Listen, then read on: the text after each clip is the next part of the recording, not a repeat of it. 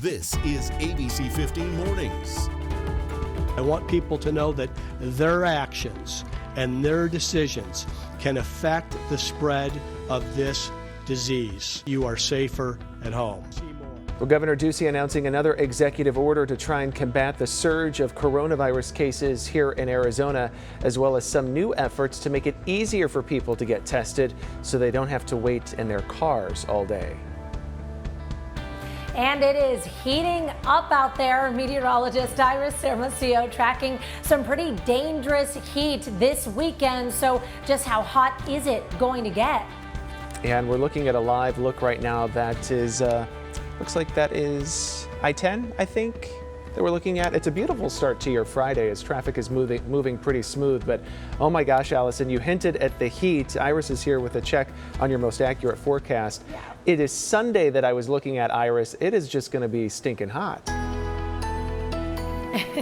It really is. That's when our heat will peak. But all in all, the next 4 days, we kick off a stretch of excessive heat warnings that start today at 10 a.m. and remain in effect through Monday evening. Look at these temperatures for the next 4 days. We're looking for a high of 112 today, 116 on Saturday, then 117 on Sunday. And Monday, even though that temperature will be a little lower than Sunday, still pretty hot at 114 degrees. The problem, too, those overnight lows won't provide a whole lot of relief from the heat. So we're heading into a dangerously hot weekend, and that's a reminder that you have to keep heat safety top of mind. Try to find ways to stay cool, limit your time outdoors. These excessive heat warnings that you see on the map go into effect today. Tomorrow, those heat alerts expand to cover most of southern and western Arizona, even across Gila County in areas east of the valley. Now, this morning, we're off to a pretty warm start. It's 92 degrees in Phoenix. We've got some high clouds out there, a little bit more humidity. No rain coming with those clouds, as it looks like we're going to stay dry again in the valley, but our temperatures heating up, and we'll see some clearing in those clouds this afternoon. Look for a high of 112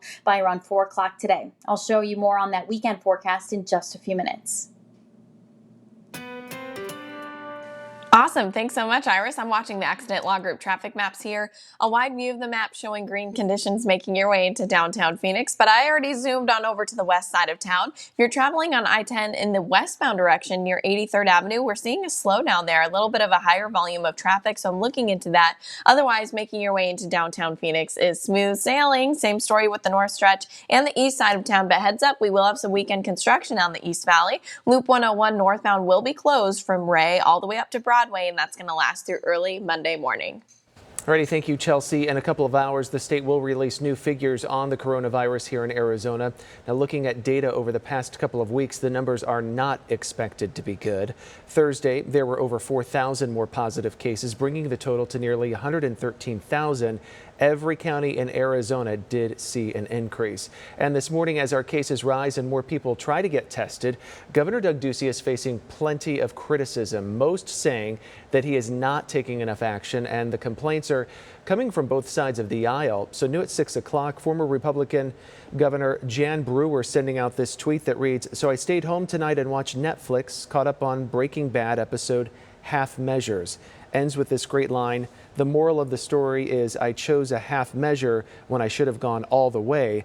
I'll never make that mistake again. No more half measures." Democratic Congressman Ruben Gallego also chiming in, saying that he thought the governor would take bold action, but it was more of the same, calling him a modern-day Nero, the Roman emperor often tied to tyranny and corruption. And we probably were not going to see the governor until next week, when he will likely hold another news conference. On Thursday, he spoke and took questions for about an hour and a half, but only made one policy change. Our Mark Thompson joining us live from home this morning. And Mark, the governor closed bars and gyms last week. This time he's targeting restaurants. Yeah, absolutely, Justin. Good morning to you. The governor signing a new executive order, and as you mentioned, it focuses on restaurants, basically stating that any restaurant that has indoor seating must occupy at least 50% capacity. They cannot go beyond that. The governor also receiving criticism for that decision this morning, with some saying that this order does not go far enough. It was the only policy change that he announced. The governor also spent time urging Arizonans to stay home, but not making that a mandate. The executive director of Arizona's Public Health Association says the executive order has no teeth, and without police enforcement, will anyone really comply? Here's what Governor Ducey had to say. Today, there's a new executive order that will limit indoor dining to less than 50% occupancy. Occupancy is set by the fire code. Going forward, it will be at less than 50% of that number. Some restaurants have chosen to voluntarily close. It is actually safer, if you look at the risk profiles, to eat outside. And there are many beautiful parts in our state where you can more safely do that. More criticism has come on social media because of that last part of the statement. We're just about to undergo an excessive heat warning, and it's really not feasible for people to eat outside. That was the criticism he was receiving on social media. He also spoke a little bit about testing, or the lack thereof, in the state. We're going to discuss more about that coming up here shortly. Reporting live this morning, Mark Thompson, ABC15 Arizona. Back to you. All righty, thank you, Mark. So day 2 of massive testing events getting underway in Phoenix. Cars have been lined up for hours at South Mountain Community College. People can get a free COVID-19 test until 6 o'clock tonight or until supplies run out. Organizers are hoping to issue 2,000 tests. Our testing problems getting national attention, though. ABC's Matt Gutman also at that event talking with people frustrated by how difficult it's been to get tested. We shouldn't be running out of testing. They should be doing this every day. If you could ask Governor Ducey one question, what would it be? Why isn't there more testing? I mean, we are number 1 in the world. There should be more testing available. So organizers tell us that they tested between 1,500 and 2,000 people on Thursday alone. The goal is to test another 2,000 today, but if they run out of supplies today, you can keep trying every Tuesday through Friday until August the 7th. This is key. No appointment is needed. You do have to bring a valid ID, though. So more testing is going to happen tomorrow. Like we mentioned, there's going to be a free COVID-19 testing event at Metro Center Mall in the parking lot from 6 a.m. until 11 a.m. Now, this event is by Family Tree Healthcare in partnership with the City of Phoenix. You can make an appointment by going to familytreehealthcare.com. You know, parents across the state, they're just still trying to figure out what school is going to look like, right? And there are a lot of facets to that. So many parents worry that how are they going to go back to work? What are they going to do when their kids, if they do have to go to school and they have to be at home? So there's just a lot to consider here. And the Scottsdale Unified School District, they've just announced that they're going to keep students out of the classroom until at least September 8th.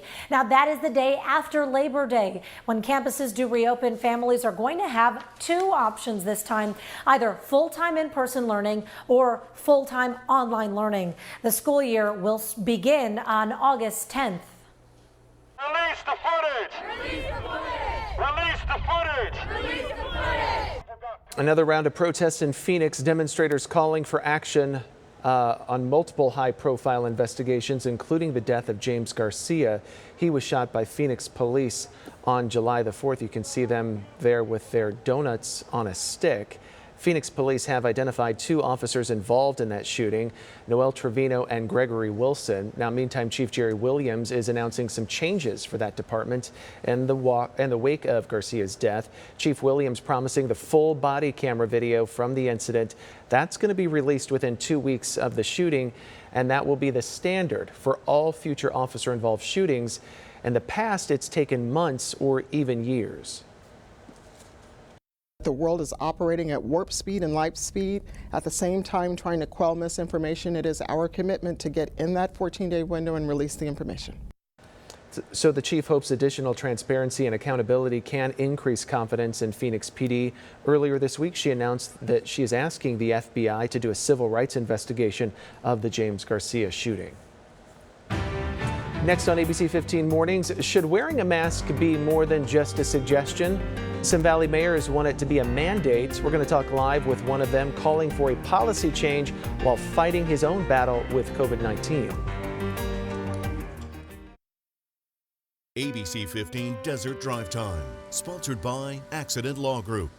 Welcome back, everyone. Happy Friday. I hope you're going to have a great start to the weekend. Right now, you will if you're heading out on any of the roadways, especially from the west side of town. I-10 looks great in both directions this morning. There is going to be some weekend construction, though, giving you a heads up. Central Avenue is going to be closed in both directions at I-17, and that's going to last through early Monday morning. So 7th Ave, 7th Street are going to be better options there. North Valley, quiet now. Over the weekend, I-17 will be closed between Dunlap and Cactus, only in the northbound direction again through early Monday. East side of town showing us those green flows as well. The Loop 101, I mentioned this earlier, will be closed northbound, and that's between Ray up to Broadway through Monday. That's also going to impact ramps nearby. So I'm going to put all this information online for you to help you plan ahead.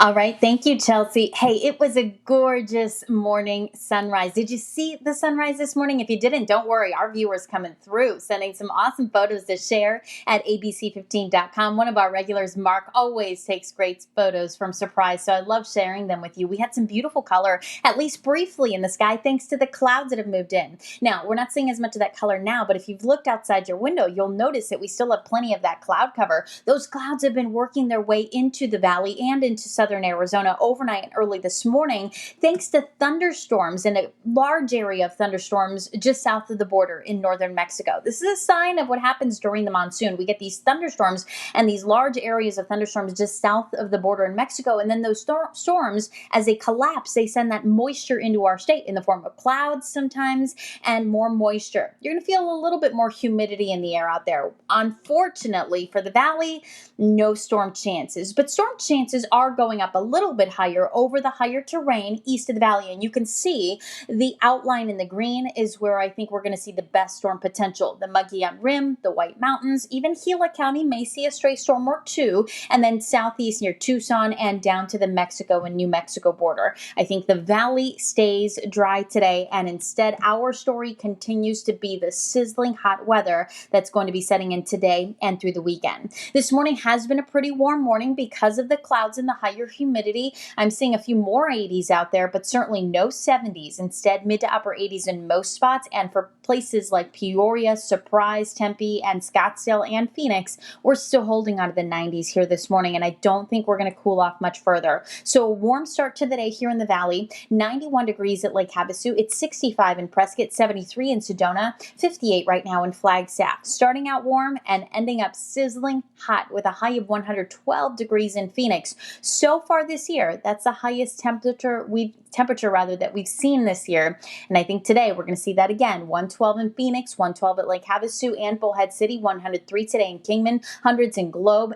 Flagstaff will top out at 87 degrees. So here's how it breaks down by the hour. We start off with clouds. I think the clouds clear out this afternoon. So we'll end up with mostly sunny skies. Another quick warm up, very similar to the last few days, hundreds by around 11 a.m. So plan accordingly. Know that we're not going to drop out of the 90s in Phoenix, and then we'll be back into the hundreds by 11 a.m. 112 will be our high temperature around 4 o'clock. We'll stay in the hundreds well into the evening and tonight. I think we're in the hundreds even through about 10 o'clock here tonight once again. 112 for Phoenix, 112 for Laveen, 111 for a high today in Deer Valley. We'll end up with a high of 110 in Fountain Hills and Apache Junction.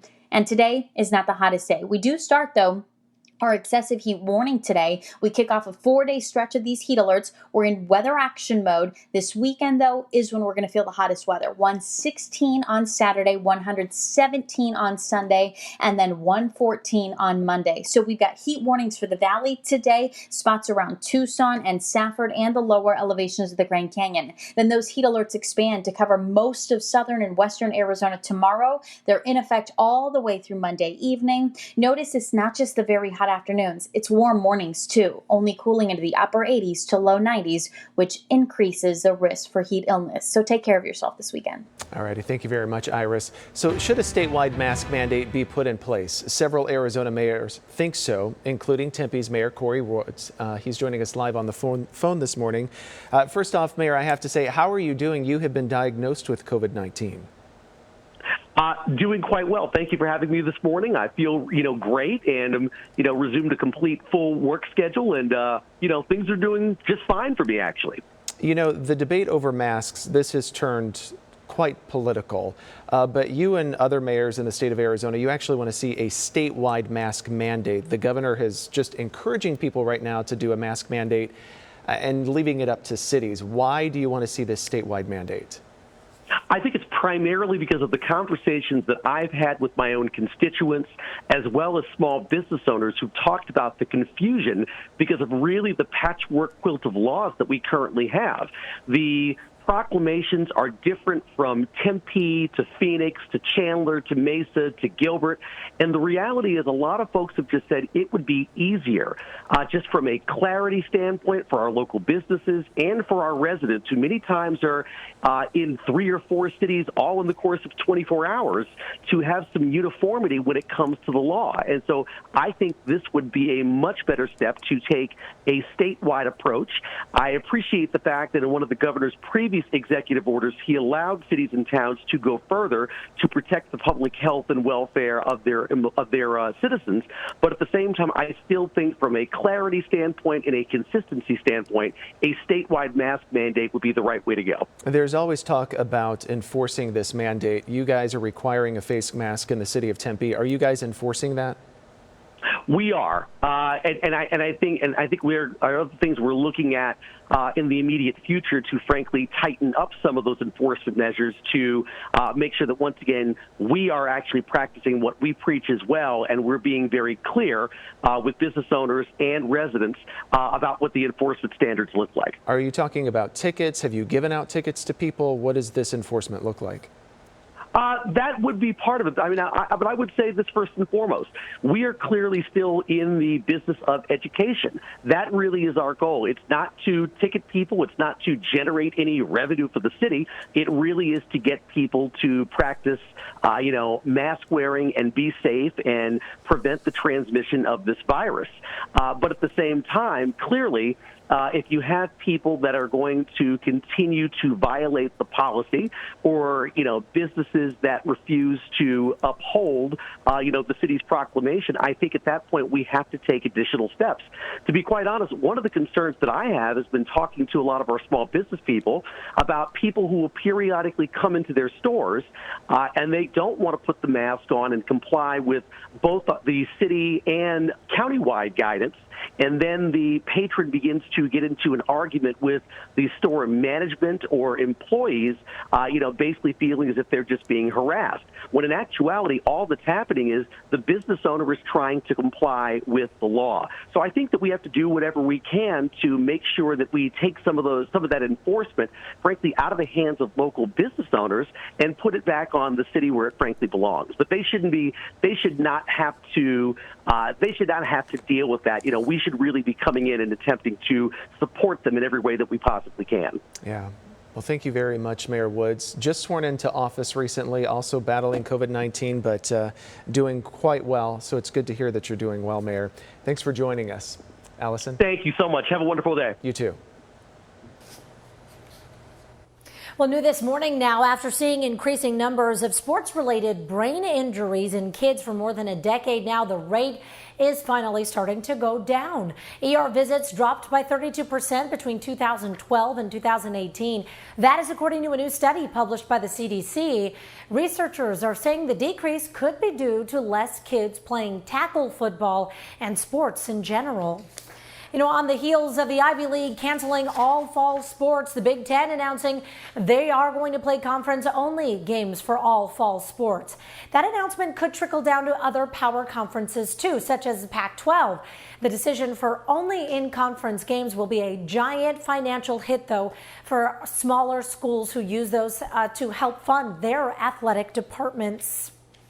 Well, Phoenix Rising is getting ready to kick off its new season tomorrow, even though there won't be any fans in the stands at Casino Arizona Field for the big home opener. They are still going to have plenty of posters and Feel the Love, but all their fans cheering them on. So you can watch the game. It happens tomorrow night on the CW61 Arizona starting at 7 o'clock. So since reopening almost 2 months ago, Arizona has become a national hotspot for COVID-19. Governor Doug Ducey issued a new executive order on restaurants, but does it go far enough? We've already heard from politicians. Ahead, we get the other side from the Arizona Restaurant Association.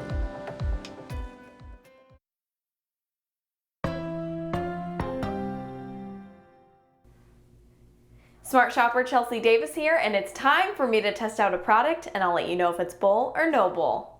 In our downstairs bathroom, we do not have a shelf. But online, I think I found a solution. It's called the socket shelf. Mine arrived in a box with some instructions. It basically comes in two parts, the base that plugs into only vertical outlets and a reversible tray to transform into a shelf. The base triples the power options, offering 6 outlets and also USB. I also read that it has built-in surge protection and it comes with an indicator light. It can hold up to 2 pounds. If you want to hold more weight, use this screw that goes through the base and attaches to the outlet bracket when you plug it in. You'll have to remove the screw from the faceplate though. Time to remove the safety cover, and before you plug it in, slide on the shelf from the plug side to the front. We plugged in the socket shelf and started our test. It held a candle, a soap dispenser, 2 iPhones, and an iPad. Make sure you hold the socket shelf in place when unplugging your items so it doesn't pull loose. I bought the socket shelf on Amazon for $16.99 before tax. So where does it rank on our bowl or no bowl meter? I'm going with no bowl. For more information, go to abc15.com/smartshopper. Well, next at 6:30, it's gone from a recommendation to a mandate. Restaurant dining rooms must be less than 50% of capacity. Only on ABC 15 Mornings, how will restaurant owners move forward beginning this weekend? And Arizona labeled as a world hotspot for COVID-19 and lagging way behind when it comes to testing. The governor finally speaking out on the issue. I'll tell you what he has to say coming up.